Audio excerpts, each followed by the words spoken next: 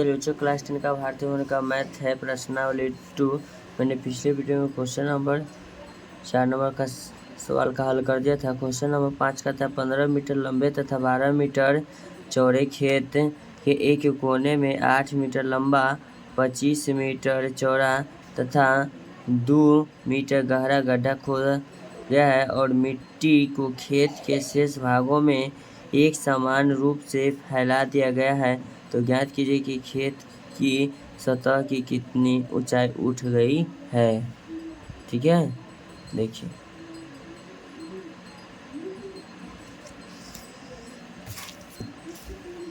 सवाल नंबर आपका 5 है। मान लीजिएगा कि ये आपका आयताकार खेत है,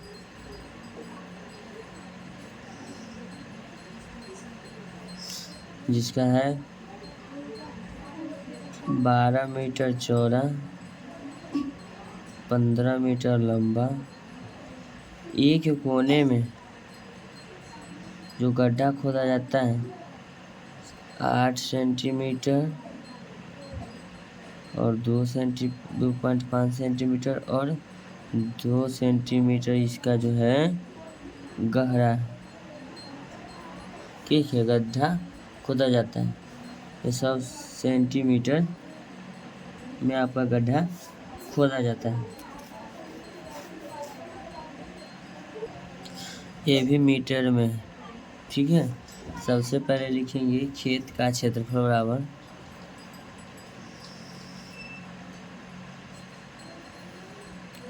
खेत का क्षेत्रफल सूत्र होगा लंबाई गुना चौड़ाई।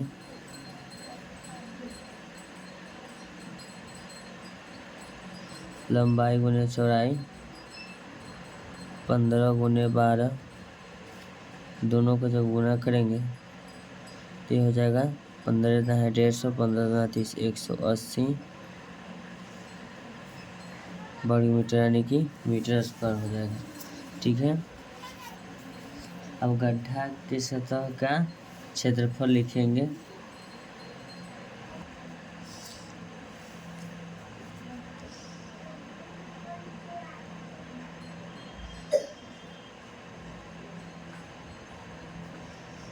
लिखेंगे गड्ढा के सतह का क्षेत्रफल बराबर, तो सतह का क्षेत्रफल वही होगा लंबाई गुने चौड़ाई।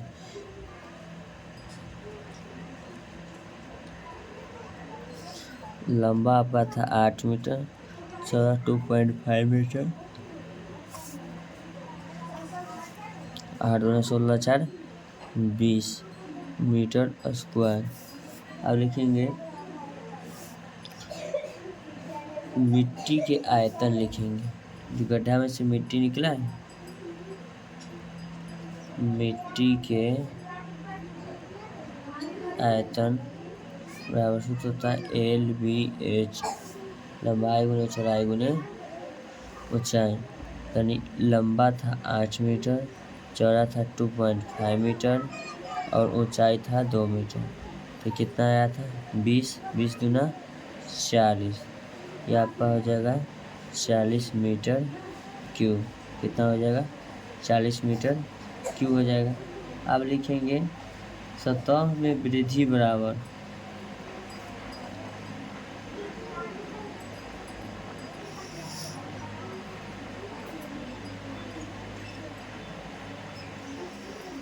सतह में वृद्धि बराबर लिखेंगे सतह में। तो सतह में वृद्धि बराबर अब क्या हो जाएगा, क्या है कि आपका जो सतह है, सतह जो है अब हम आपको बताते हैं। क्योंकि ये देखिए गड्ढा के सतह का भी एक क्षेत्रफल निकालें जो लंबाई गुनी चौड़ाई था केवल।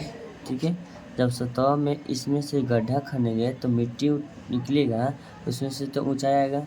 तो लिखेंगे वृद्धि बराबर घट के कितना, हम पहले इसको 180 आया था ना, तो लिखेंगे वृद्धि बराबर हम। ठीक है, तो सबसे पहले आप हमको बताइएगा कि गड्ढा जो है पूरा मिट्टी का आयतन आया था 180। ठीक है, और उसमें जो सतह यानी कि फ्रंट है, फ्रंट उसमें से घटाबे ना करेंगे, क्योंकि उसमें से तो उसका क्षेत्रफल घटेगा।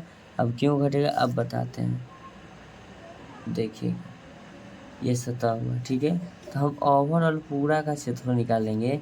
तो पूरा का क्षेत्रफल में मेरा जो इतना का जो इसका फेस है, ये फेस गड्ढा तो नीचे होगा, लेकिन ये फेस का तो हमको क्षेत्रफल नहीं चाहिए, ठीक है। तो इसका जो क्षेत्रफल हम निकाल के लाए हैं उसको हम घटाएंगे। इसीलिए 180 क्षेत्रफल आया था, 20 सतह का क्षेत्रफल आया था, घटा देंगे तो बराबर मेरा हो जाएगा 160। 160 क्या आ जाएगा, मीटर हो जाएगा, ठीक है। तो वृद्धि बराबर हम आपको बताएं, वृद्धि बराबर लिखेंगे, चलिए ये रहता आपका आ गया। तो 160 गुना एच मानते हैं ऊंचाई वृद्धि हो गया, ठीक है।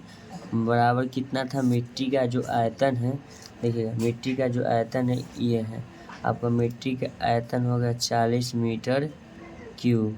क्या हो गया, 40 मीटर क्यूब हो गया। चलिए तो ये ऊंचाई है, तो एच गुना में उधर जाके आपका क्या हो जाएगा, भाग में होगा 40 बटे आपका हो जाएगा 160, 0 से 0 कट जाएगा, 4 चौक 16, 4 हो जाएगा। चलिए अब एच बराबर आपका होगा 1/4 मीटर, क्या हो जाएगा, मीटर हो जाएगा। अगर मीटर में नहीं देगा तो सेंटीमीटर में देगा। तो सेंटीमीटर, मीटर को सेंटीमीटर बनाने के लिए कैसे गुना करते हैं, 100 से गुना करते हैं।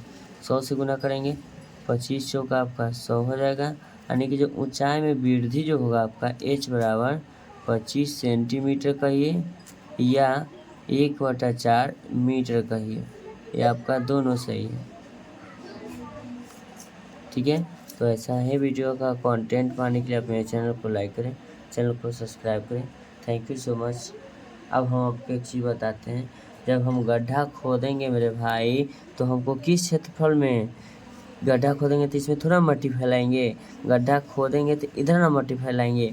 तो इसीलिए जो 180 आया था उसका जो क्षेत्रफल, 180 में जो सतह का क्षेत्रफल होगा गड्ढा के फेस का 20 मीटर स्क्वायर था। तो वही ना हम आपको सतह में वृद्धि यानी कि 180 माइनस 20 करके अब पूरा जो इसका जो गड्ढा में मिट्टी का आयतन आया था 40 मीटर क्यूब आ गया था। अब इसका जो क्षेत्रफल बचेगा जहाँ मिट्टी फैलाना है, क्योंकि 160 मीटर में ना हमको मिट्टी फैलाना है, पूरा तो एरिया आया 180, उसमें से 20 घटाएंगे। आप वही बताएंगे 20 क्यों घटाएंगे, क्योंकि जितना फेस का मैं कटिंग किया हूँ उसमें मिट्टी थोड़ी फैलाना है, नहीं फैलाना है। तो इसका आंसर यही है। मेरे वीडियो पर समय देने के लिए धन्यवाद। आपका दिन शुभ हो।